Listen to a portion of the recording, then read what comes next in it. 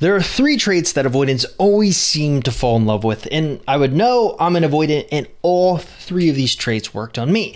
We'll start first with trait number 1, the Rubicon line. All right, I'm going to be honest here. The first one's a total cop-out answer because technically it doesn't have much to do with the trait you have, but in another way, it kind of has everything to do with it. Now, if you followed me for a while, you've probably seen my 5 levels graphic. If not, then watch this video appearing on your screen. The idea is simple. Not all avoidants are created equal. Think of attachment styles as a spectrum. On one far end, you've got people with highly anxious tendencies. In the middle sits the secure Goldilocks zone. And on the far right are individuals with strong avoidant tendencies. But there's a nuance that most people miss. Avoidants don't all operate the same way. Some are just lightly guarded. Others treat intimacy like a burning building. That's why I broke the avoidant side into 5 distinct levels. Now, each level in between tells its own story. For example, level 1s are pretty close to the Goldilocks zone, so it's hard to classify them as avoidants. Level 2s are hesitant, charming, but they kind of dodge depth. Level 3s are the push-pull masters, hot one day, cold the next. Level 4s are frozen, their faces go blank, connection feels erased. And level 5s, well, let's just say code red. They're ghosting the people they love, they're blocking future plans, they're detonating relationships that feel too good. The part everyone always seems to miss, though, is that avoidants don't stay fixed at one level. They slide up when pressure builds. They can only slide down if safety and awareness enter the picture. But in the moment, what level they're at changes everything. And this is where the Rubicon line comes in. Now, the Rubicon line gets its name from the Rubicon, a river famous from ancient Roman times. Now, Julius Caesar once stood on its banks with his army facing a decision that would change everything. Now, at the time, Roman generals were forbidden from bringing their legions into Italy proper. So crossing that river meant breaking the law and declaring civil war against the Senate. So if Caesar stays put, he keeps his safety and status, but if he crosses, there's no undoing it. It was all or nothing, and that's why history remembers it as the ultimate point of no return. For avoidants, the Rubicon line is sort of the same idea. Once they cross into that deeper level of shutdown, there's no casual way back to love. And it just so happens that the Rubicon line sits right at level 3 in our spectrum. If an avoidant moves past it, it's usually the point of no return. So, for example, if an avoidant is sitting at level 4 or 5, it's not that they're incapable of love. It's that they're not even in a space where love can land. They've crossed the Rubicon, and once they're on that other side, no trait, no charm, no perfect message will make a dent until something fundamental shifts inside of them. I know this seems like an odd track to take in a video about 3 traits to make an avoidant fall in love with you, but here's the reality that most people overlook. How triggered an avoidant is will often dictate whether they're even in a place where they're open to love in the first place. This is why I kind of count it as trait number 1. It's less about something you do and more about where they are. So if your avoidant is still pre-Rubicon, meaning levels 1 through 3, there's still space for connection. They may hesitate, they may pull back, they may play that whole push-pull game, but love can still kind of reach them. If they're post-Rubicon, they're sitting at level 4 or 5, they're locked in defense mode. It's not that they don't feel anything for you, it's that they can't let themselves feel it. And until they come back across that line on their own, which takes a really long time, by the way, no trait in the world is going to get through to them. And this explains something you see all over YouTube comments or TikTok threads or Reddit forums. You'll see these comments like avoidants suck or they'll never change and they're incapable of love. People saying that usually aren't talking about level 1s or 2s. They're talking about the devastation of levels 4s and 5s. All right, let's move on to trait number 2. They're drawn to unavailable people. Not much of a shocker here. You've heard me talk about this in the past, but avoidants are magnetized by partners who carry a whiff of unavailability. And that's not me exaggerating, it's psychology. From childhood, avoidants learned that safety was found in distance. emotional closeness wasn't soothing, it was risky.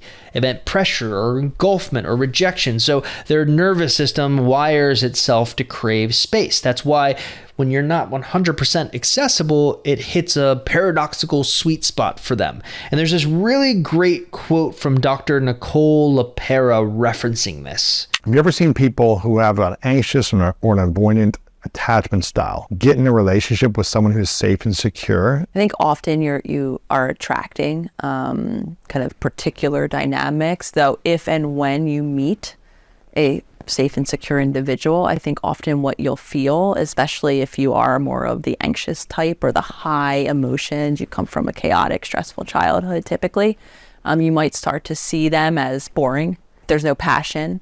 Is there anything even here? Is it worth continuing?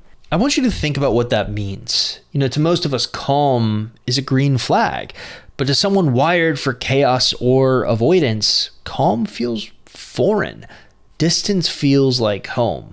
So when an avoidant senses you're not fully available, maybe you're busy, or maybe you're focused elsewhere, maybe you're just not revolving around them, that little bit of distance registers as normal. It doesn't scare them off. Ironically, it kind of reassures them. Now, the part I see everyone get wrong is that this isn't about playing games or fake scarcity. If you sit there deliberately withholding attention, most avoidants kind of see straight through it. What actually works is when you've built a life that's so full you aren't revolving around them. Now, to prove that point, let's revisit something I shared in another video. Now, in this video, I audited hundreds of interviews with people who successfully got back with avoidance. And one theme that kept popping up again and again, by the time the avoidance circled back, the person wasn't fully available anymore. In fact, some of them had even started dating new people. And let's be honest, if that doesn't spell not available, I don't know what does. Here's what I think happened. When the avoidant comes back around and realizes that the person they thought would always be there is suddenly not, maybe you're less available, maybe you're even dating someone new, it flips this imaginary switch in their brain. The fear of being engulfed disappears because you're no longer chasing, but in its place rises a new fear, the fear of actually losing you. And it's in that tension, the safety of distance colliding with the possibility of loss, that their attraction gets reactivated. All right, you want to know who is really great at this phenomenon? Jamie, who had her avoidant ex begging for her back, even though she's not sure if she wanted him back anymore. Now, you want to know what she did that worked? Well, when I interviewed her, she swore by two things. First was the fact that she dated other men. The second, well, she was part of our community coaching program that you always hear me talking about here with the Seiter Super Offer. You get weekly group coaching from me, access to our amazing community, and access to every course I've ever created, all for 50% off. Now, if you're interested in joining, simply click the link below and I'll see you on the other side.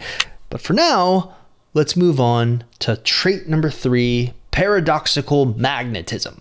Okay, this is me speaking personally as an avoidant. Often what makes me fall hardest for someone isn't when they mirror me perfectly. In fact, usually when people mirror me, I enter into this Mexican standoff, the good, the bad, the ugly style. I wait for them to reach out. They wait for me to reach out. I for them for me, on and on and on we go. What really ends up working on me is when I find someone to sort of balance that out. And that's what I call paradoxical magnetism, almost like yin and yang. So yin and yang isn't about sameness. It's about opposites that complete each other. Light needs dark, movement needs stillness, strength needs softness. Each side carries a seed of the other. That's what makes it whole. For avoidance, that paradox is magnetic because it calms two competing fears at once. Now, on the surface, we want independence. Underneath, we're starving for closeness. So when somebody embodies both sides, they have independence and intimacy, they have stability and novelty, it bypasses our defenses. It tells our nervous system, hey, you're safe and you're alive. This person's not going to hurt you. Now, I can go on and on about all the paradoxes that exist inside of avoidance, but I figure I'd just talk about the 3 biggest that almost every single one of us has. So the first most common paradox that I see is warmth versus space. At the beginning, I need warmth. That gentle, consistent care is what convinces me it's safe to lean in. I want a partner who notices the little things, who listens without judgment, who softens the edges. That warmth is what melts the first layer of ice. But then irony rears its ugly head. Once those walls come down, if that warmth turns into constant closeness, I panic and I begin to feel like this is a trap. That's where space comes in. The partner who knows when to lean forward and when to step back is the one who ends up finally disarming me. It's not about mixed signals. It's about rhythm.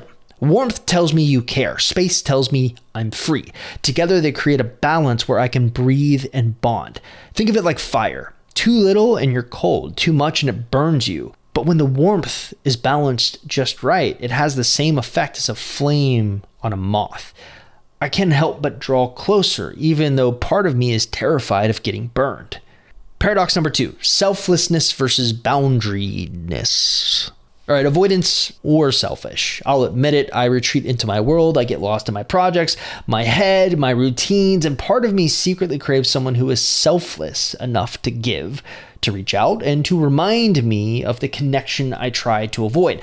But as is always the case, there's a catch. If they give without any boundaries, 2 things happen. First, I stop respecting them because it feels like they don't respect themselves. And second, instead of feeling safe, I feel uneasy, almost guilty, like I could take advantage of the situation if I wanted to. And that kills attraction fast. What pulls me in is someone who gives freely and protects their own needs.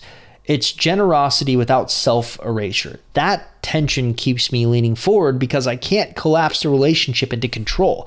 I have to meet them halfway. All right, I'm going to tell you a story now. A few years ago, I had this client who tells me about her avoidant ex who loved to text her late at night. And no matter what, she always answered, even if it meant losing sleep. So she'd wake up the next day completely drained, and it was having this cumulative effect which made her like a walking zombie coasting through life. But then, one day, just completely exhausted, she decides she's going to turn into bed early. And the shift was almost instant. Her ex notices right away. He started putting in more effort into conversations during the day. He even worried that she didn't reply at night like she usually does and something was wrong. Now, my client didn't mean to set a boundary. She accidentally did, and that's why it worked. You know, the best boundaries aren't ultimatums. They're just you valuing your own needs. By honoring her rest, she stopped being endlessly available, and that tiny shift made her presence matter more. Avoidants notice that instantly. They're not drawn to people who give everything away for free. They're drawn to care that carries weight, care that comes from self-respect. And that leads us to paradox number 3, stability versus spontaneity. All right, we live in our heads. We control, we plan, we overthink. Stability soothes us. It tells us the world isn't spinning out of control. And a partner who's reliable, who follows through, who isn't unpredictable in these hurtful ways, that stability is the foundation. But if stability is all there is, it feels flat. It feels too predictable, too safe, too boring. I'd like to reference that Dr. Nicole LePera quote I played earlier for you about how insecure attachments will just get bored if they find a secure partner. What really hooks me is the person who grounds me with consistency, then surprises me with spontaneity. It shakes me out of my overthinking without making me feel unsafe. Predictable enough to feel secure, unpredictable enough to stay exciting. And that's really the trick to paradoxical magnetism. It's not about extremes. It's about contradictions that create balance, warmth versus space, selflessness versus boundaryness, stability versus spontaneity. We don't fall in love with a single trait. We fall in love with the tension between traits. Of course, you don't get there by pretending. You get there by actually building these contradictions into your life. By learning how to be warm without smothering, generous without losing yourself, steady without being boring. That's the paradox that we crave. Even if we don't ever admit it, though I'm here and I'm admitting it. So if you're wondering why your avoidant didn't fall for you when you gave them everything, it might be because you gave them one side of the coin when what they're magnetized by is both.